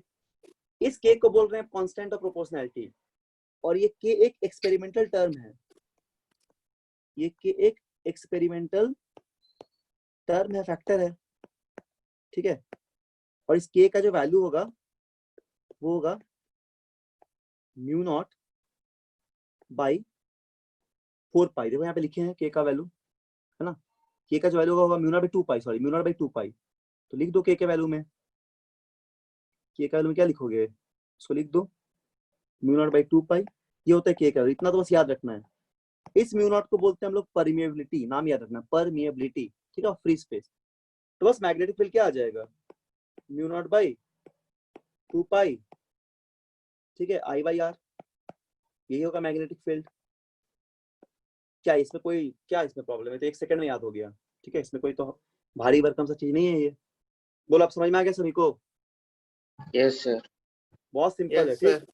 बहुत सिंपल है, ऐसा कुछ मतलब इसमें कोई ये नहीं कि एकदम याद रखना है, इसको बस थोड़ा याद रखना है, मतलब रटने वाला कोई इसमें लॉजिक नहीं है, ये तो सभी को याद रहेगा ही। सर वो K इज इक्वल टू क्या बोलते हैं उसको, mu naught by 2 pi. Sir वो ठीक है, वो सर वो म्यू है, लेकिन उसके बगल में क्या है, म्यू वो नॉट डॉट टाइप का नॉट है। नॉट बोलते नॉट, हाँ डॉट जीरो टाइप का है, हाँ वही पूछ रहा था। सफिक्स में ऐसे लिखते हैं, देखो ऐसे लिखते हैं, ऐसे म्यू बना दो हाँ और सफिक्स में ऐसे नॉट, इस तरह, हाँ ठीक है, म्यू नॉट अच्छा बोलते हैं। समझ में आ गया ना? Yes sir. ठीक है, वेरी गुड। तो यहाँ तक कोई डाउट नहीं है, और हम लोग इसी को बोलते हैं magnetic field due to current carrying straight conductor. ठीक, चलो आगे हम लोग देखते हैं। यहाँ तक तो हो गया। सर एक डाउट अच्छा, है सर। हाँ बोलो बोलो। सर जैसे कि जो सोलेनॉइड होता है, जैसे मतलब जो लोहे पे अपन हाँ हाँ, सॉलिनॉइड। बांध के करते हैं, ठीक है, तो उसमें इलेक्ट्रिसिटी को बढ़ाने से मतलब वो ज्यादा पावरफुल मैग्नेट बनता है, फिर रोटेशन बढ़ाने से। तो हाँ वैसे ही नॉर्मल मैग्नेट जो है, तो उसमें अपन वो बढ़ा देंगे तो इलेक्ट्रिसिटी, नॉर्मल मैग्नेट में इलेक्ट्रिसिटी पास करेंगे तो उसका मैग्नेटिज्म स्ट्रांग हो जाता है क्या पहले से? नहीं, सुनो, ऐसा ये डिफरेंस तुम जो आता है? बता रहे हो, ये हम बता दे रहे क्या होता है। देखो, सॉलिनॉइड एक तरह का, सर ये क्वेश्चन करने वाले थे सर, तुम भी पूछने वाला था। क्वेश्चन हम करने वाले थे। अच्छा ठीक है, सुनो हम बता रहे हैं। सॉलिनॉइड एक तरह का है इलेक्ट्रोमैग्नेट, सब ठीक है, सभी को पता होना चाहिए। सॉलिनॉइड एक तरह का इलेक्ट्रो, हम पढ़ाएंगे इसके बाद, लेकिन हम थोड़ा सा बता देते हैं जो पूछा ये सवाल। देखो यहाँ पे हम लिख दे रहे हैं, ठीक है। देखो, सॉलिनॉइड ऐसा दिखता है, सॉलिनॉइड इस तरह का बनता है, ऐसा, ठीक है। कि सॉफ्ट आयरन कोर पे अगर हम लोग किसी सॉफ्ट आयरन कोर पे अगर हम लोग किसी कंडक्टिंग वायर पे से उंड कर देंगे और इसके थ्रू अगर हम लोग करंट पास कराएंगे तो ये सॉलिनॉइड बन जाएगा। It's behave like a magnet. इसको हम लोग बोलते हैं इलेक्ट्रोमैग्नेट, इसको हम लोग बोलते हैं इलेक्ट्रोमैग्नेट या फिर सॉलिनॉइड। ठीक, ये एक टेम्पररी मैग्नेट है। ये बहुत पावरफुल मैग्नेट है, टेम्पररी मैग्नेट है। क्योंकि ये पावरफुल क्यों है? क्योंकि इसको तुम अपने मन से कितना भी पावरफुल बना सकते हो। कैसे बनाओगे? तुम जितना करंट को, स्ट्रेंथ को बढ़ाओगे उतना ये पावरफुल मैग्नेट बनेगा। जितना तुम नंबर ऑफ टर्न्स को बढ़ाओगे उतना इसका मैग्नेटिक स्ट्रेंथ बढ़ेगा। लेकिन अगर तुम एक टेम्पररी मैग्नेट लेते हो, है ना, ये वाला टेम्पररी मैग्नेट है, सॉरी ये टेम्पररी मैग्नेट, सॉरी नॉट, और तुम परमानेंट मैग्नेट लेते हो। परमानेंट मैग्नेट मतलब बार मैग्नेट, जो हम लोग पहले पढ़े, बार मैग्नेट, बार मैग्नेट, ठीक है। सपोज मान लो bar magnet is a kind of permanent magnet and solenoid is a kind of temporary magnet. इस मैग्नेट पे तुम मैग्नेटिक फील्ड को बढ़ा नहीं पाओगे, ना ही मैग्नेटिक फील्ड को इसमें घटा पाओगे, ठीक है। क्योंकि ये परमानेंट मैग्नेट है, इसको तुम बढ़ा भी नहीं सकते हो, घटा भी नहीं सकते हो। इसका मैग्नेटिक फिक्स रहेगा। इस पे करंट पास करने कोई मतलब नहीं, क्योंकि पहले से मैग्नेट है, ठीक। ये पहले से एक मैग्नेट है और ये अपना मैग्नेटिक प्रॉपर्टी हमेशा शो करेगा। करंट पास करे चाहे नहीं करे, इसको करंट से कोई मतलब नहीं है, इसको करंट से कोई मतलब नहीं है। लेकिन जैसे सॉलिनॉइड पे जब भी तुम करंट को पास करना बंद कर दोगे ना, तो ये मैग्नेटिक प्रॉपर्टी भी शो करना बंद कर देगा, तब ये मैग्नेट नहीं रहेगा। Solenoid always depends upon magnet, sorry, solenoid is always depend upon current passing through it, but permanent magnet या फिर बार मैग्नेट इसके थ्रू कितना करंट पास कर पे डिपेंड नहीं करेगा। परमानेंट मैग्नेट हमेशा मैग्नेट रहेगा, ठीक है, लेकिन उसका मैग्नेटिक सर तो स्ट्रेंथ थोड़ा, इलेक्ट्रिसिटी पास करने से थोड़ा सा चेंज होगा या फिर कोई चेंज आएगा, मतलब किसी तरह से कोई भी इलेक्ट्रिसिटी चेंज आएगा? इलेक्ट्रिसिटी उस मैग्नेट के थ्रू पास कर सकते हो, ठीक है, उससे कोई, देखो उससे कोई चेंज नहीं होगा, क्योंकि पहले से उसका मैग्नेटिक, वो जो मेटल उसका मैग्नेटिक फील्ड वही रहेगा, ठीक है। ये हम लोग इस पे कोई टर्न्स नहीं ले रहे हैं, इसके थ्रू करंट पास करेंगे तो खुद से एक मैग्नेट है, करंट हम लोग पास करेंगे नहीं, पहली बात है, और करे भी तो इससे कोई फर्क नहीं पड़ेगा, एक बार मैग्नेट है। इसका हम लोग मैग्नेटिक फील्ड को बढ़ा नहीं सकते, घटा नहीं सकते, इसलिए तो हम लोग इस पे गए वापस। हम लोग क्यों बनाए? हम लोग बनाए इसलिए ताकि हम लोग को कुछ इलेक्ट्रोमैग्नेट, हम लोग इसलिए बनाए ताकि हम लोग को स्ट्रेंथ मैग्नेटिक फील्ड का बहुत ज्यादा मिले। हम लोग बहुत पर्पस में यूज करते हैं इलेक्ट्रोमैग्नेट को, बहुत सारे डिवाइस में यूज करते हैं, फिजिक्स में, ठीक है, इंजीनियरिंग में। तो हम लोग क्यों इसको बनाए? इसीलिए बनाए ताकि हम लोग जानते हैं कि जो परमानेंट मैग्नेट है, परमानेंट मैग्नेट का मैग्नेटिक फील्ड का स्ट्रेंथ उतना नहीं होता जितना किसी इलेक्ट्रोमैग्नेट का होता है। और परमानेंट मैग्नेट में हम लोग मैग्नेटिक फील्ड के स्ट्रेंथ को बढ़ा नहीं पाएंगे, पोलैरिटी को चेंज नहीं कर पाएंगे। ये नॉर्थ पोल हमेशा नॉर्थ पोल ही रहेगा, ये साउथ पोल हमेशा से साउथ पोल ही रहेगा। कभी तुम उसको तोड़ोगे अगर छोटे से छोटे पार्ट में, तब भी क्या होगा, साउथ पोल नॉर्थ पोल रहता ही है, डाइपोल एग्जिस्ट करता रहेगा, ठीक। लेकिन अगर तुम इसके पोलैरिटी को बदलना चाहते हो, कौन सा पोलैरिटी? इलेक्ट्रोमैग्नेट की पोलैरिटी को, ठीक है। अगर तुम इलेक्ट्रोमैग्नेट के पोलैरिटी को बदलना चाहते हो तो तुम आसानी से इसको रिवर्स कर दोगे ना, ये सब पढ़ाएंगे, इसका टेंशन मतलब सारा कुछ हम पढ़ाएंगे। इसके पोलैरिटी को तुम अगर रिवर्स कर दोगे, ठीक है, मान लो यहाँ पे नेगेटिव यहाँ पे पॉजिटिव लगा दोगे, तो इसमें मैग्नेटिक पोलैरिटी भी बदल जाएगा। अब साउथ ये बन गया, ये नॉर्थ बन गया, ऐसा कुछ होगा, ठीक है। तो इसीलिए कुछ डिफरेंस याद रखना। हाँ बोलो। इसका मतलब तो ये हुआ सोलेनोइड तो एक तरह से बार मैग्नेट हुआ ना। Solid is kind of bar magnet but is a temporary magnet. उसका मैग्नेटिक फील्ड बार मैग्नेट की तरह ही बनेगा, बट बार मैग्नेट एक परमानेंट मैग्नेट होता है, और बार मैग्नेट पे मैग्नेटिक फील्ड को हम लोग चेंज नहीं कर सकते। सुनो सब लोग ध्यान से सुनो, हम 5 डिफरेंस बोल रहे हैं जिसको याद रखना हमेशा, ठीक है। सुनो पहला डिफरेंस क्या है, difference between bar magnet and solenoid. First, the magnetic field of bar magnet is same as that of solenoid. Solenoid का जैसा मैग्नेटिक फील्ड होगा बार मैग्नेट का भी वैसा ही होगा, या फिर ऐसा बोल सकते हैं कि सोलिनॉइड पे जो मैग्नेटिक फील्ड बनता है, फील्ड लाइंस, वो सिमिलर टू बार मैग्नेट होता है, ठीक है। पहला बात समझ में आ गया। दूसरा, बार मैग्नेट के पोलैरिटी को हम लोग कभी नहीं बदल पाएंगे। उस मैग्नेट पे जो नॉर्थ पोल है वो नॉर्थ पोल ही रहेगा, जो साउथ पोल है वो साउथ पोल ही रहेगा, क्योंकि वो एक परमानेंट मैग्नेट है। जबकि सोलिनॉइड में हम लोग उसके पोल को बदल सकते हैं। कैसे बदलेंगे? करंट के डायरेक्शन को रिवर्स करके, जैसे बैटरी का टर्मिनल को चेंज करके, तब बार मैग्नेट, तब सोलिनॉइड में डायरेक्शन भी बदल जाएगा, ठीक है, पोलैरिटी भी बदल जाएगा। तीसरा, सोलिनॉइड काफी एक स्ट्रॉन्ग इलेक्ट्रोमैग्नेट की तरह बिहेव करता है, क्योंकि इसका स्ट्रेंथ को हम लोग अपने मन से बढ़ा सकेंगे। वो डिपेंड करेगा कितना नंबर ऑफ टर्न्स को इंक्रीज कर रहे हैं और करंट के स्ट्रेंथ कितना है पास करने में। जबकि बार मैग्नेट में हम लोग ऐसा कुछ नहीं कर पाएंगे, उसका कोई स्ट्रेंथ को हम लोग बढ़ा नहीं सकेंगे, कोई नंबर ऑफ टर्न्स नहीं बढ़ा पाएंगे, ठीक है। पांचवा, बार मैग्नेट का स्ट्रेंथ काफी कम होता है, सॉलिड को ज्यादा तो बोल ही दिए। और एक बात बोलने वाले हैं, हाँ देखो, बार मैग्नेट को तो हम लोग बहुत पर्पस में यूज करते ही है, बट सोलिनॉइड जो होगा इलेक्ट्रोमैग्नेट, ये इसको एज अ पावरफुल मैग्नेट की तरह यूज करते हैं, ठीक है। ये कुछ मेजर डिफरेंस है। इस सिमिलर डिफरेंस हम लोग बोल सकते हैं, it is kind of temporary and the permanent magnet. Solenoid is the kind of temporary magnet, but the bar magnet is a kind of permanent magnet. वो हमेशा एक परमानेंट मैग्नेट की तरह बिहेव करता है। क्या समझ में आ गया सभी को? बोलो। सर। Yes sir. सर हाँ बोलो ना, सुन रहे हैं, बोलो। सर लोड स्टोन क्या होता है सर? आयोडोस्टोन, yes sir. वही जो पढ़ाए थे, फेरस ऑक्साइड Fe3O4, ठीक है। वो एक नेचुरल सोर्स ऑफ मैग्नेट होता है आयोडोस्टोन, एक नेचुरल अकरिंग सब्सटेंस है, ठीक है ना। अब देखो ये म्यू नॉट का वैल्यू याद रखना। इस म्यू नॉट का वैल्यू होता है 4 पाई इंटू 10⁻⁻⁷। ये नहीं उतना लिखने के लिए आएगा, बट याद रखना तब भी। यूनिट होता है टेस्ला मीटर एम्पियर। टेस्ला एक मैग्नेटिक फील्ड का यूनिट होता है, ठीक है, टेस्ला मीटर एम्पियर। बस इतना याद रखना। तो बी का वैल्यू हम लोग निकाल लिए थे, ठीक। कोई डाउट यहाँ तक किसी को तो नहीं है ना? बोलो, पूछो। No sir. ठीक है, ये सारा बात याद रखना, ठीक। और बहुत सिंपल चैप्टर है, तो बार बार बोल रहे हैं, घर में 15-20 मिनट भी डेली पढ़ोगे इस क्लास के बाद, मतलब थोड़ा सा फिजिक्स पढ़ोगे आधा घंटा अप्रॉक्स भी, अगर और कुछ क्वेश्चंस अगर बनाओगे डेली रेगुलर, जो जो क्लास वाला उसके बाद जस्ट, तो चैप्टर अच्छे से एकदम हो जाएगा। करेंट, फिर ये वाला चैप्टर, ठीक है। बाद में तुमको एग्जाम के टाइम बहुत प्रेशर लेके पढ़ना नहीं पड़ेगा। अभी से रेगुलर अच्छे से कंप्लीट करो इसको, एक एक लाइन।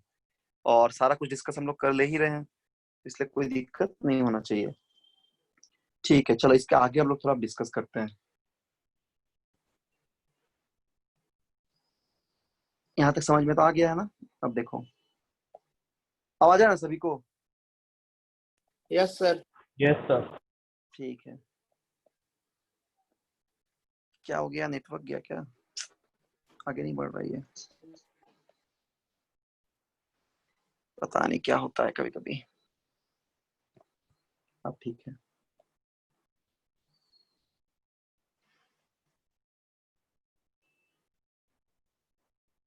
क्या हो गया ये? एक सेकंड रुको।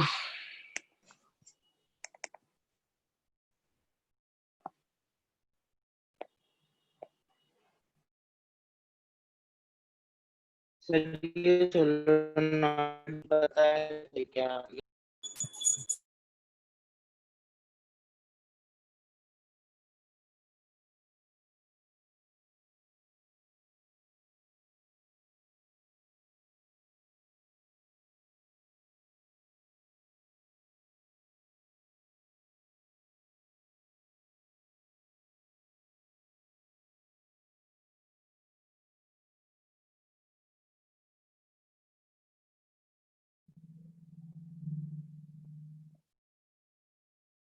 Hello, yes sir. आवाज आ रहा है ना? यस सर, आ रहा है, आ रहा है। ठीक है, एक सेकंड रुको तो, थोड़ा ये स्क्रीन शेयर कर देते हैं।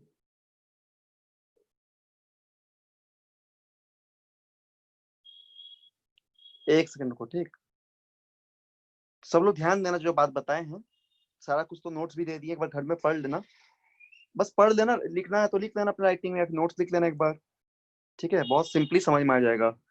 अब तक 3 क्लास हुआ है, तीनों क्लास में जो जो पढ़े हैं बहुत सिंपल सिंपल लॉजिक है, तो उसको अच्छे से एक बार क्लियर कर लेना, ठीक। चलो तो हम लोग आगे देखते हैं अब।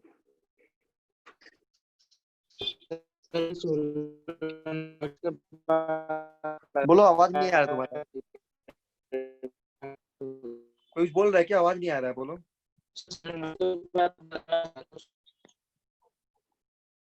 आवाज नहीं आ रहा है, ठीक से बोलो। बोलो, क्या बोल रहे हो, बोलो।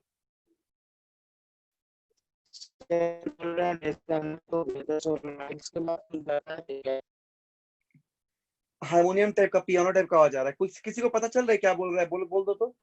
नहीं सर, नहीं समझ में आ रहा। नहीं आ रहा ना, उसका नेटवर्क का प्रॉब्लम है।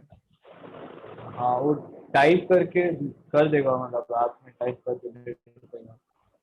हाँ, टाइप कर सकते हो। अच्छा, बोल देना हमको क्या पूछ रहे हो, ग्रुप में बोल देना, ठीक है। नेटवर्क का तुम्हारा प्रॉब्लम चल रहा कुछ, इसलिए नहीं आ रहा आवाज। ठीक है, चलो आगे देखते हैं।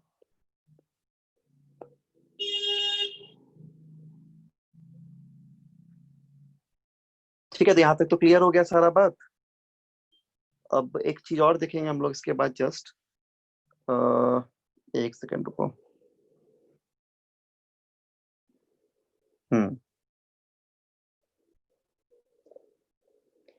इसके बाद दूसरा एक टर्म आएगा, है ना, ये magnetic field due to circular current carrying wire. Circular current carrying में किस तरह मैग्नेटिक फील्ड होता है, ठीक है। लास्ट टॉपिक है, इसके बाद हम छोड़ देंगे अभी। तो ये भी बहुत सिंपल है, ये भी बहुत सिंपल है, ठीक है। देखो क्या है यहाँ पे, इसको हम लोग बोलते हैं magnetic field due to current carrying wire. Current carrying wire के वजह से मैग्नेटिक फील्ड, लेकिन कैसा वायर? Circular wire.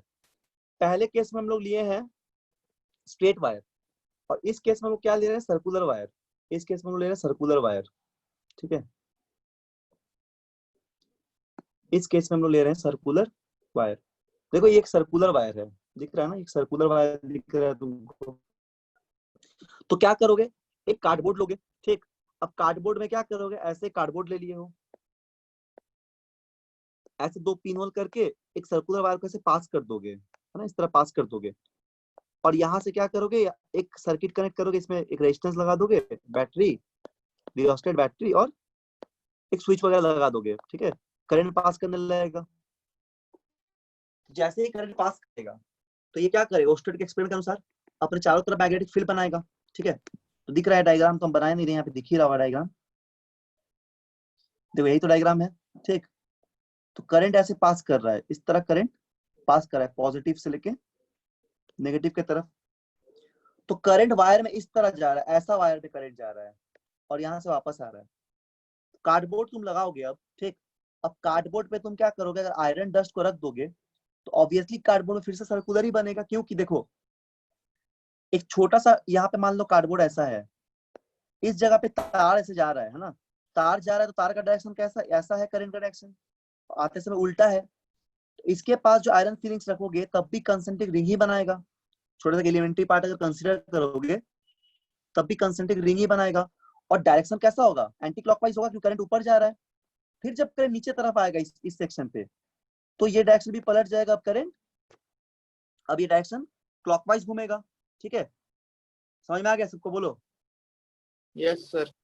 बहुत सिंपल है, मतलब इस पे भी राइट हैंड थंब रूल से निकालो। देखो करंट ऊपर, यहाँ पे करंट ऊपर, थंब को ऐसे रख दो सब लोग, यहाँ पे ऐसे थंब को रख दो, अपना थंब को ऐसे, ठीक है।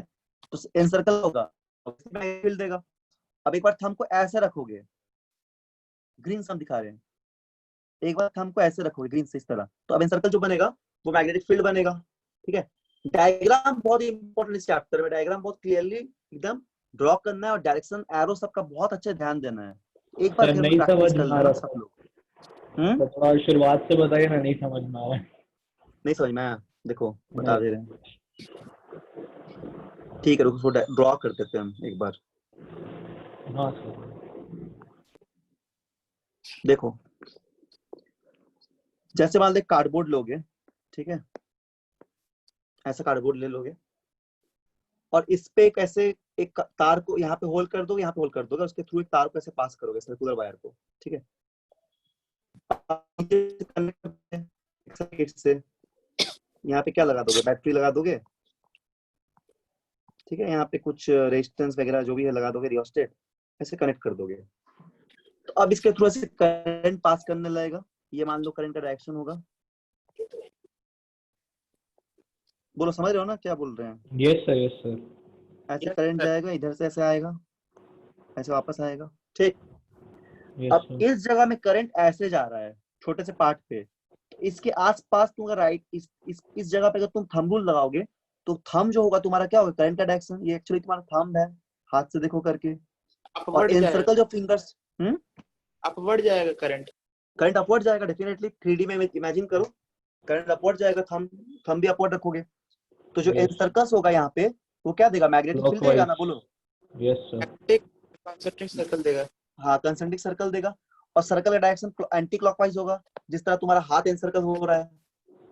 क्या क्लियर है? हाथ में यहाँ पे वो हो जाएगा एंड क्लॉकवाइज। क्लॉकवाइज होगा ना सर? ऐसे हाथ को रख एंटी रहे हो, क्लॉकवाइज।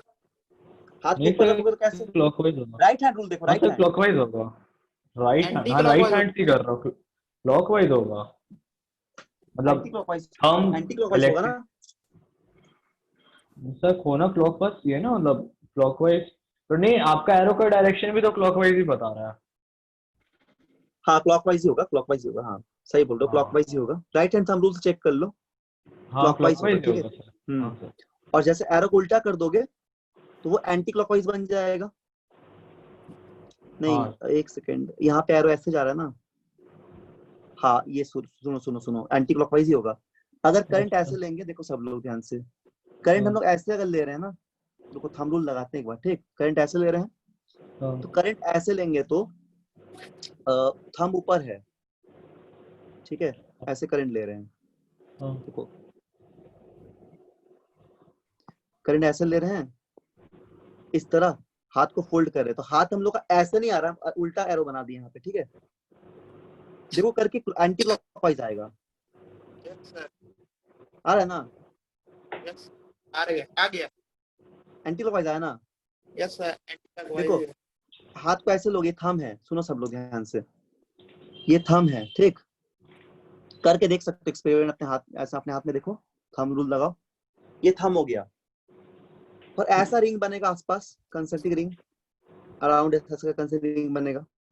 अब देखो हाथ को ऐसे रखोगे, अपने राइट हैंड को सब लोग देखो, सब लोग करो, ठीक है, ऐसे थंब रूल लगाओ, राइट हैंड को करो, ये थंब है,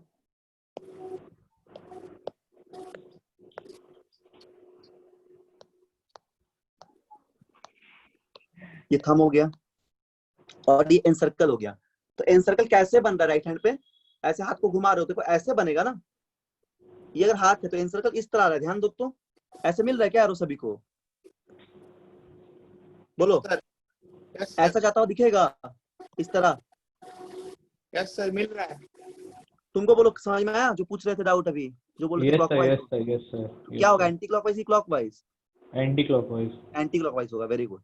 और जब उल्टा कर दोगे तब देखो आसानी से क्लॉकवाइज बन जाएगा। अब हाथ को पलट दो, हाँ सर। हमको पलट दो, ठीक है, अब देखो क्लॉकवाइज घूमेगा आसानी से, सब लोग देखो करके, अब जो है ऐसे क्लॉकवाइज बन जाएगा, ठीक है, अब ऐसे क्लॉकवाइज बन जाएगा, अब ये क्लॉकवाइज बन जाएगा, ठीक है, बोलो क्लियर हो गया? Yes sir. हाँ, तो इस चीज को याद रखना, ठीक, इसको थोड़ा ऊपर कर देते हो। तो इस तरह कार्डबोर्ड में तुमको यहाँ पे दो डायरेक्शन मिल जाएगा, करंट के हिसाब से, यहाँ पे करंट ऐसा और यहाँ पे करंट इस तरह आ रहा है, ऐसे आ रहा है करंट, ठीक है सर हम्म ये इलेक्ट्रिकल लूप जो बनता है ना कॉन्सेंट्रिक वाला, वो यूनिफॉर्म सर्कुलर मोशन फॉलो करता है। एक इमेजिनरी लाइन सही है, ये तुमको दिखेगा नहीं ऐसा बनता हुआ कहीं, अगर तुम इसको एक्सपेरिमेंट करोगे ना तुमको दिखेगा नहीं ऐसा रिंग बनता हुआ, अगर तुम आयरन रखोगे तभी आयरन का फीलिंग वैसे शेप ले लेगा, पर तुमको ये दिखेगा नहीं कभी भी, ठीक है, मतलब ये एक इमेजिनरी लाइंस है। एक यूनिफॉर्म सर्कुलर में बनता है, मतलब क्या, एक सर्कुलर रिंग्स बनेगा और क्या, एक अब तक शेप ले लेगा सर्कुलर रिंग्स का, आयरन फेंकोगे तो। अलग अलग बनेगा ना उसका। हाँ अलग अलग इस तरह कंसेंट्रिक रिंग्स है, ऐसा टाइप का, एक दूसरे को टच नहीं करेगा, अलग अलग। कंसेंट्रिक का मतलब होता है अलग अलग रिंग, उसका डायरेक्शन बदलता रहेगा। डायरेक्शन एक ही रहेगा, बदलेगा क्यों, करंट जो है जिस हिसाब से करंट बदलोगे तभी डायरेक्शन बदलेगा। ये लूप है ना, उसमें हम्म, डायरेक्शन बदलेगा ना एक पॉइंट पे, हर एक पॉइंट पे। हर एक पॉइंट में डायरेक्शन सेम रहेगा, बदलेगा क्यों। इस डायरेक्शन में जो लूप में ये डायरेक्शन, इसमें भी वही डायरेक्शन, थर्ड लूप में भी देखो सेम डायरेक्शन सब में, दिख रहा है ना। तो कंडक्टर वाला, तो कॉन्सेंट्रिक वाला नहीं, कॉन्सेंट्रिक सर्कल की बात नहीं कर रहे, कंडक्टर वो का बात कर रहे कंडक्टर वाले वायर में हाँ डेफिनेटली बदलेगा। इस एंड पे ऐसे जा रहा है ना, देखो बना दे रहे हैं रेड कलर से, इस एंड पे ऐसे जा रहा है और इस एंड पे ऐसे आ रहा है, एकदम बदलेगा। इस एंड पे ऐसे आ रहा है करंट, तो करंट यहाँ का बदल गया, ऑपोजिट डायरेक्शन हो गया, ऐसे गया ऐसे आया। फंक्शन फॉलो कर रहा है ना। यूनिफॉर्म मोशन का नहीं बोलेंगे यहाँ पे, बस करंट फ्लो कर रहा है, करंट का डायरेक्शन है ये, है ना, करंट का डायरेक्शन, करंट क्लॉकवाइज फ्लो कर रहा है। यूनिफॉर्म मोशन में फ्लो कर रहा है करंट, करंट कभी मोशन में फ्लो थोड़ी ना करता है, करंट बस फ्लो कर रहा है। कर रहे हैं hmm, uniform circular motion. Uniform circular motion, yes sir. Uniform, हाँ ऐसा बोल सकते हैं, करंट यूनिफॉर्मली मूव कर रहा है ऐसा बोल सकते हैं, बट यूनिफॉर्म सर्कुलर मोशन में कोई पार्टिकल मूव करता है तो करंट इलेक्ट्रॉन भी मूव करेगा, हाँ बोल सकते हैं, ठीक है, यूनिफॉर्म मोशन में है, यूनिफॉर्म रिंग में मूव कर रहा है, करंट फ्लो कर रहा है रिंग में, ठीक है, यूनिफॉर्मली, मतलब करंट वैरी नहीं कर रहा है, स्टेडी करंट है, तो करंट इज यूनिफॉर्म हियर, हाँ ये बात तुम बोल सकते हो, करंट इज यूनिफॉर्म, ठीक है, यूनिफॉर्म करंट है। और कोई डाउट हो तो बोलो। No sir. चलो जल्दी से 2 मिनट में फिर हम छोड़ देते हैं, अगले क्लास फिर कंटिन्यू करेंगे। इस एक्सपेरिमेंट को बताओ, कौन समझा देगा अपने लैंग्वेज में जल्दी से, जो बताया अभी, कोई भी, एनीवन,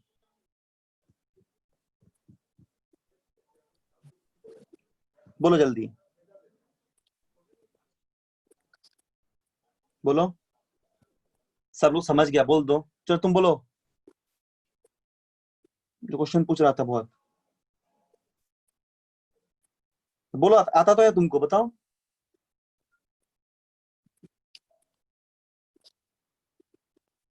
कोई बोल दो, सिंपल सा तो है, सब समझ गए तुम लोग,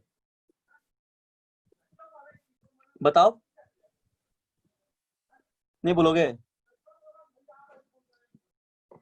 कैसे एक्सप्लेन करोगे इसको, बोलो,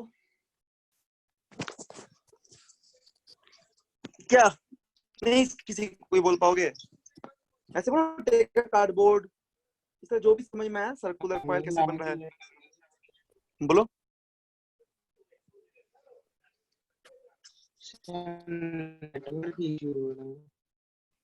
भूल गया, अपने लैंग्वेज में बोल सकते हो, सुनो हम बता दे रहे हैं।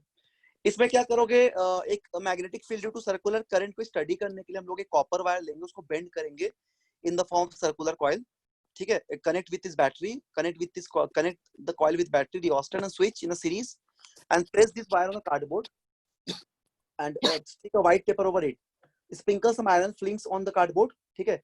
हम लोग क्या ऑब्जर्व करेंगे, आयरन फिलिंग्स एक सर्कुलर शेप ले लेगा, कंसेंट्रिक सर्कल का शेप ले लेगा, बस यही तो है एक्सपेरिमेंट, और डायग्राम बता देंगे। अब इससे ऑब्जर्वेशन क्या क्या हुआ सुनो, इस ऑब्जर्वेशन क्या क्या हुआ, इससे भी हम लोग पहले भी बताएं कि करंट हमेशा, एक सेकंड रुको, क्या ऑब्जर्व पहले भी किए थे, जैसे उस पहले पहले वाले डायग्राम पे जब लोग कंडक्टर लिए थे, स्ट्रेट कंडक्टर, तो वही होगा, हमेशा magnetic field directly proportional to current होता है, बताए थे। इसके अलावा जितना दूरी जाएगा उस वायर से उतना मैग्नेटिक घटेगा, इनवर्सली डिस्टेंस होता है, सिमिलर चीज है, दोनों को यहाँ पे ये कर दो, क्या बोलते हैं, दोनों को इक्वेट कर दो, ठीक है, तो B इक्वल टू क्या हो जाएगा, बोलो, B इक्वल टू हो जाएगा, इक्वेट कर दोगे तो B is equal B to equal K to, I by R। हाँ very good, B equal to हो जाएगा K, क्या हो गया पेन का, हाँ एक सेकंड को, पेन भी नहीं चल रहा है, तो दूसरा पेन भी इस्तेमाल करिए। एक ही पेन है, 2-3 पेन नहीं है, डिजिटल पेन एक ही तो है, देखो, अब इसको कंबाइन करोगे तो क्या हो जाएगा, K इक्वेट करोगे तो, है ना, ये हो जाएगा K के आई बाई आर हो जाएगा। ठीक, तो ये के कांस्टेंट यहाँ पे भी है, बट इस बार इतना याद रखना, इस के का इस बार पाई मत करना, ठीक, क्योंकि ये अब बदल गया सिचुएशन, तो इसकी वजह से इस के का वैल्यू बस इस बार ले लोगे म्यू नॉट बाई 2 ले लोगे, ठीक है, बस यही ले लोगे। तो मैग्नेटिक फील्ड क्या आ जाएगा, mu naught by 2 I into R, ये आ जाएगा, इसको याद रखना बस, ठीक है, यही आ जाएगा। सिंपल सा चीज है, एकदम याद रख सकते हो तुरंत। सर 2 भारी पाई मतलब आर ना सर, सर 2 नहीं, पाई इसमें आर पाई नहीं होगा, इसमें पाई नहीं अच्छा। होगा,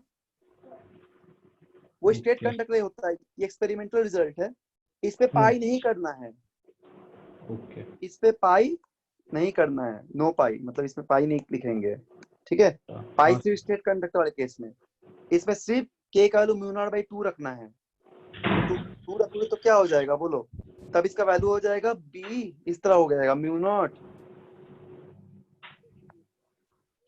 तब बी इक्वल टू क्या हो जाएगा, सुनो क्या होगा, म्यू नॉट बाय 2 आर। हाँ ये पेन का फिर दिक्कत आ जाता है, रुको रुको एक सेकंड, ये पेन नहीं चलता है ना, बी इक्वल टू हो जाएगा, क्या हो रहा है,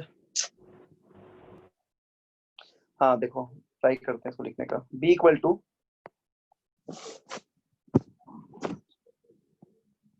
हो जाएगा mu naught 2 I into R, या अगर मान लो इसमें नंबर ऑफ टर्न्स एन रहेगा वायर पे, जो वायर तुमने लगाया उसमें एन टर्न्स है, इस तरह ऐसे ऐसे करते करते एन नंबर ऑफ टर्न्स है वायर पे, तो एन से मल्टीप्लाई कर दोगे तब हो जाएगा N mu naught I by 2 R, अगर एन नंबर ऑफ टर्न रहेगा तो इतना हो जाएगा मैग्नेटिक फील्ड का वैल्यू, बस यही याद रखना है, ठीक है, यही बस याद रखना है। बोलो समझ में आ गया ना? Yes sir. ठीक है, तो आज यहीं तक है, क्लास छोड़ देते हैं, अगले क्लास में फिर आगे हम लोग पढ़ेंगे, एक और बताएंगे सोलेनॉइड, सोलेनॉइड बताने के बाद फिर हम लोग ईएमआई पढ़ेंगे, इलेक्ट्रोमैग्नेटिक इंडक्शन, ठीक है, तो 2-3 क्लास लगेगा, हो जाएगा पूरा, उसमें एक दिन क्वेश्चन आंसर भी करवा देंगे इस चैप्टर का पूरा, और कुछ होमवर्क देंगे जो करके लाना है घर से, ठीक। तो अभी आज का होमवर्क यही है कि अभी तक जितना पढ़ाए हैं इस चैप्टर को रिवाइज करो, इसके अलावा करंट चैप्टर क्वेश्चन आंसर पूरा बनाओ, और इस चैप्टर पे कोई क्वेश्चन दिखता है अगर एनसीईआरटी का या फिर कोई भी किताब का यहाँ तक का, उसको बना सकते हो, ऑब्जेक्टिव हो चाहे सब्जेक्टिव हो, ठीक, उसको अपने कॉपी में नोटबुक में लिखना, ये होमवर्क रहेगा, ठीक। चलो फिर हम लोग क्लास को यहाँ पे क्लोज करते हैं, पीडीएफ लेना सर से, लिखे तो नहीं इतना नोट्स, पीडीएफ ले लेना, आराम से लिखना घर में, ठीक है, और सब लोग पढ़ाई करो अच्छे से, ठीक है। चलो सभी लोग चुप रहते हैं, समझ में नहीं आता पूछेगा एक एक करके, ठीक है, सब पूछना जिनको नहीं समझ में आता है, यस सर। ठीक है, चलो ओके। हेलो, हाँ बोलो। नहीं सर, वो एक चेक कर रहे थे चल रहा है कि नहीं।